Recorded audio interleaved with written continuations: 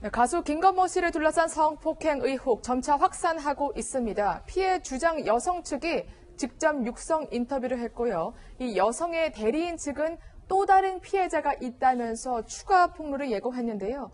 먼저 피해 주장 여성의 인터뷰 간추려 봤습니다. 그때 당시에는 경황이 너무 없었고요. 저 나름 잊어보려고 노력도 많이 해봤고 제 나이도 창창하고 너무 솔직히 용기가 나지 않았어요. 가족은 내 속도 모르고 그 미우새 보면서 자꾸 즐거워하고 좋아하고 날 강간할 때 입었던 그 배트맨 티셔츠를 입고 자꾸 TV에 나오잖아요. 그런 장면도 계속 보면은 괴롭고 너무 저한테 고문이었어요. 그 시간이. 가족한테도 말도 못하고 너무나 큰 정신적인 고통이었던 것 같아요. 네, 그러니까 김건모 씨가 배트맨 티를 입고 나오는 모습이 정말 고통스러웠다. 그래서 폭로를 하게 됐다. 이렇게 말씀하시네요. 물론 김건모 씨가 계속 활동을 해왔지만 최근에 그 모 예능 프로그램에 굉장히 많이 나오면서 특히 자신이 좋아하는 그 배트맨 티셔츠를 입고 행복해하는 모습이 견디기 힘들었다. 그날의 트라우마가 떠올랐다. 이렇게 피해 주장 여성은 증언했습니다. 사실 자신이 당했다고 주장하는 그 범행 사실을 가족도 모르는 상황에서 가족들은 정말 웃으면서 텔레비전을 보는데 너무 고통스러웠기 때문에 이제야 3년이 지나서 용기를 낸 이유에 대해서 밝혔는데요. 또 하나 당시에 왜 폭로를 하지 않았냐는 질문에는 이렇게 대답을 했습니다. 당시에는 경황이 너무 없었고 또 자기 나름대로는 잊어보려고 노력을 했다는 겁니다. 또 지금이 31살이니까 3년 전이면 20대 때지 않습니까? 네. 그래서 나이도 좀 어린 나이였기 때문에 내 앞으로 미래가 창창하고 또 결혼도 할 수 있는 상황일지 모르기 때문에 솔직히 용기가 나지 않았다고 이렇게 주장해 왔습니다. 네, 사실 카메라 앞에 선다는 게 여간해서는 쉽지 않잖아요. 이렇게 네. 공개적으로 인터뷰를 공개한다는 거 그만큼 자신감이 있다. 나는 억울하다. 이런 표현일까요? 네, 결국은 김건모 씨 측에서 사실 무근이라고 하니까 뭐 괘씸하다고 느꼈을 수도 있겠고요.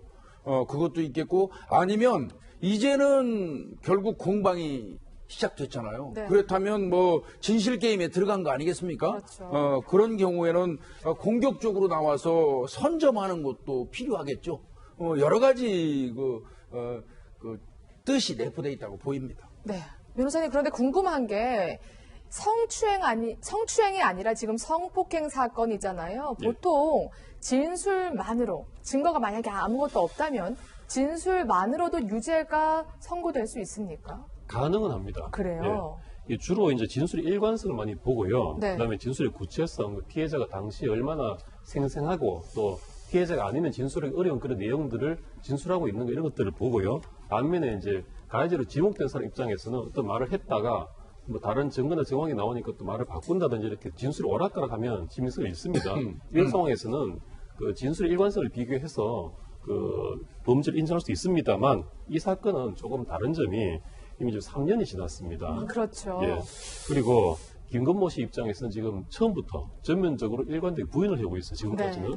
그렇다면 이 사건에서 유죄로 인정이 되려면 이런 그 피해자라고는 그 주장한 여성의 본인 진술 플러스 다른 증거 정황이 필요할 텐데요. 그것이 뭐냐면 이제 주로 많이 제시되는 것들이 피해를 입었을 당시에 주변 사람들한테 직후에 어떤 피해를 호소하거나 알리거나 뭐 전화나 톡, 네. 문자 같은 거라도 한 흔적이 있는지 이런 것들이 주로 심판 대상이 됩니다.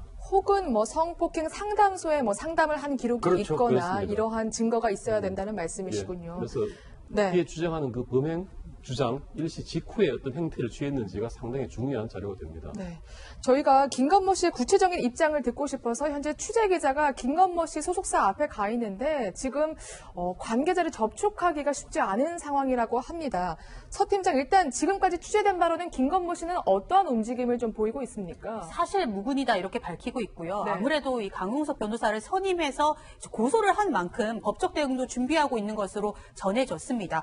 변호사를 선임했다고 알려지고 있는데요. 네. 다만 이후 활동도 좀 내용이 나오고 있습니다. 사실 무근이라는 입장인 만큼 지금 콘서트를 진행하고 있지 않습니까? 그런데 공연 기획사 관계자 측에서도 남은 콘서트 일정 역시 아직까지는 계속해서 그대로 일정대로 진행할 예정이라고 밝혀왔습니다.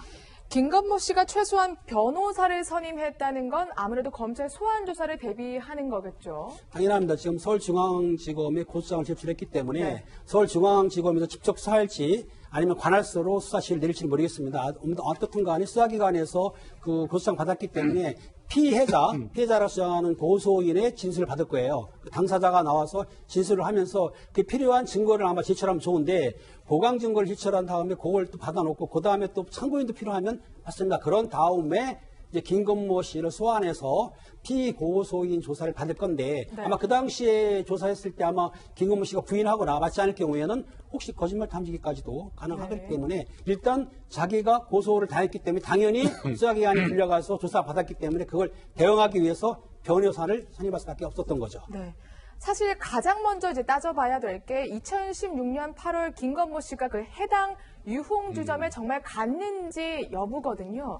위원님, 그러면 검찰이 압수수색을 할 수도 있는 겁니까? 해당 유흥업소를요? 일단은 경찰에 수사하고 있고요. 네. 이제 아마 경찰에 아마 갈 가능성이 많고요. 네. 2016년 8월 같으면요. 네. 3년 전입니다. 그렇죠. CCTV가 그 당시 기록이 그대로 남아있는 곳은 아무 데도 없을 거예요. 그러니까 네. 제가 볼 때는 CCTV로 얻어낼 수 있는 실익은 없다고 보여지고요.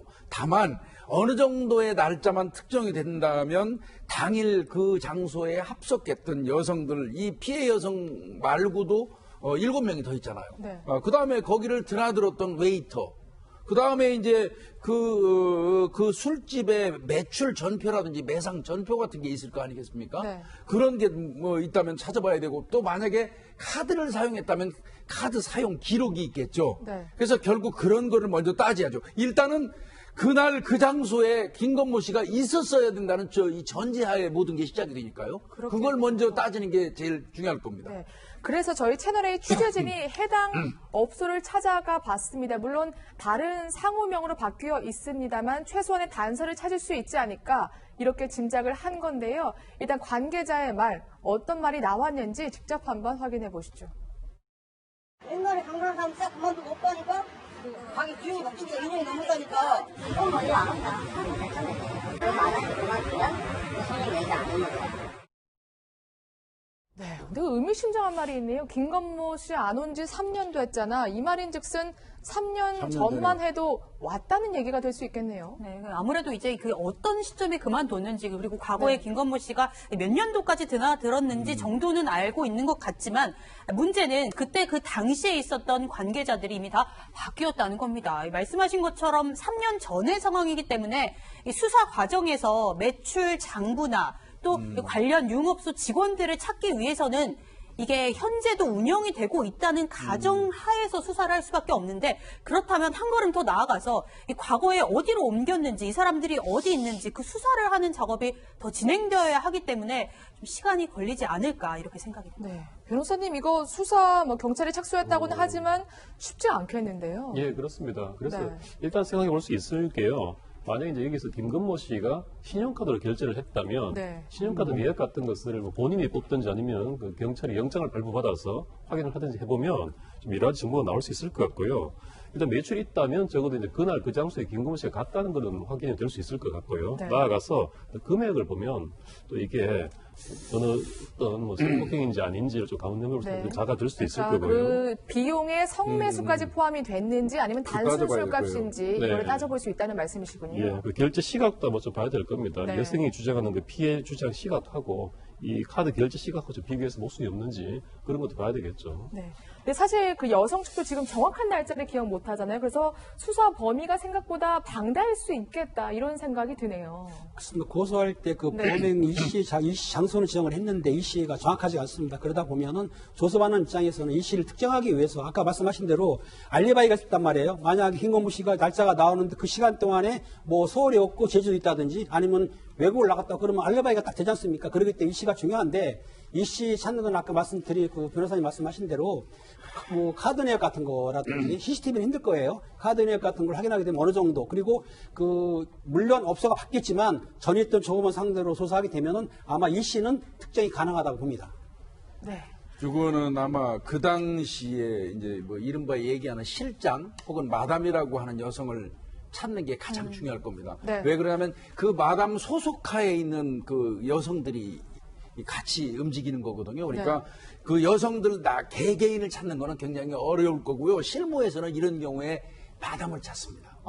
마담은 그렇군요. 어느 정도 알려져 있기 때문에 마담을 네. 찾는 게 가장 중요할 겁니다. 네, 알겠습니다. 그야말로 팽팽하게 양측의 입장 갈리고 있는데요. 다시 한번 정리해서 들어보겠습니다.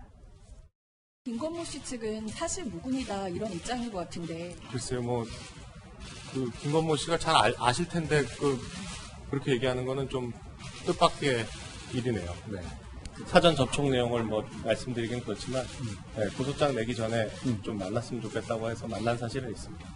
물어보니까 수사에서 사실 무근이라고 거의 진행하는 거예요. 네.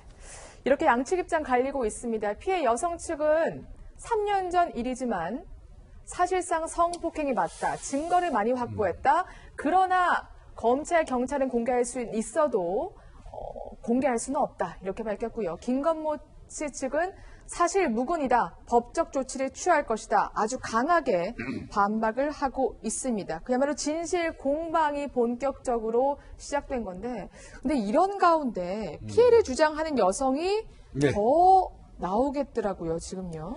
예, 지금 현재 이 여성 같은 경우는 애초부터 김건모 씨 측에 돈을 목적으로 한 건 아니라는 거예요. 그걸 강조를 했고, 그냥 이분이 원하는 거는 진정성 있는 공개 사과를 요구했고, 앞으로 네. 방송에서 안 봤으면 좋겠다는 거예요. 네. 그렇게 얘기했는데, 강용석 변호사가 거기에 하나 더 얹었어요. 또 다른 피해자가 있다. 충격적인 제보를 받았는데 이 사건 말고도 지금 현재 이 여성 말고 다른 피해자가 있는데 그 여성의 어떤 이 증언 내용 같은 경우는 들어보니까 굉장히 충격적이더라. 네. 이러면서 아마 또 추가로 피해자가 폭로를 나올 하겠다고. 가능성이 있다. 폭로 가능성을 내비쳤습니다. 네, 정말 무서운 사람이더라. 이렇게까지 예, 얘기했는데 그 폭로 내용은 저희도 계속해서 지켜보겠습니다. 그러면 변호사님, 지금 만약에 피해자가 한 명인 거랑 다수일 때랑 법원이 판단하는 그런 기준이라고 할까요? 조금 더 성폭행이나 이런 거에 더 무게를 두게 됩니까? 근데 기본적으로 오로지 피해자 개별적으로 산을 따지게 됩니다. 그래요? 유무죄에 네. 있어서는. 물론 이제 피해자가 2명, 3명 자꾸 나오면 의혹이 조금 더 짙어지겠지만 그것만으로 유죄, 무죄를 판가름하는 그런 잣대는 되지 못하고요.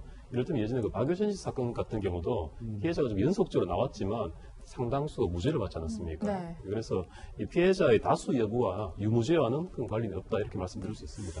한 가지만 더 추가적으로 여쭤보면 지금 합의도 좀 시도하고 있는 것으로 알려져 있거든요. 만약에 지금 그 피해 주장 여성 측에서는 방송 출연 금지를 합의 조건으로 내건다면 돈 외에도 그러한 게 합의 조건이 될 수 있습니까?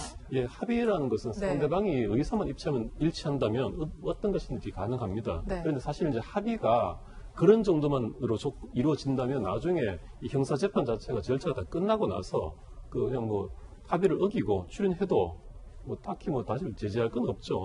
그렇군요. 당시 네. 출연을 하면 배상을 한다든지 이런 정도의 실질적인 게 덧붙여지겠죠. 네, 알겠습니다.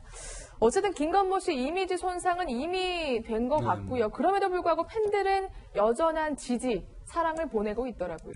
팬들은 이제 열렬한 지지를 보내고 있는데 이미 유튜브에서 발표됐을 때부터 명예훼손을 입은 거고 고소장을 접수했기 때문에 지금 어쩔 수 없이 대처를 해야 되기 때문에 이제는 돈을 던졌지 않습니까? 이제는 안 했다가 아니고 증거를 내야 되는 거기 때문에 서로 이제 사활을 건 싸움이 됐는데 알다시피 그 유명한 강 변호사님도 유명하지 않습니까? 네. 그쪽에서 맡은 거예요. 그렇다고 한다면은 아마 누리꾼이라든지 팬들이 옹호한다 하더라도 실제적으로는 조사 과정에서 그걸 무죄 부분이라든지 밝혀야 되기 때문에 아마 김건모 씨에게서도 그에 걸맞는 더 유망하신 변호사를 선임을 해가지고 적극적으로 방어하고 대응을 할 것 같습니다. 네, 알겠습니다. 그럼 바로 다음 사건으로 넘어가 보겠습니다.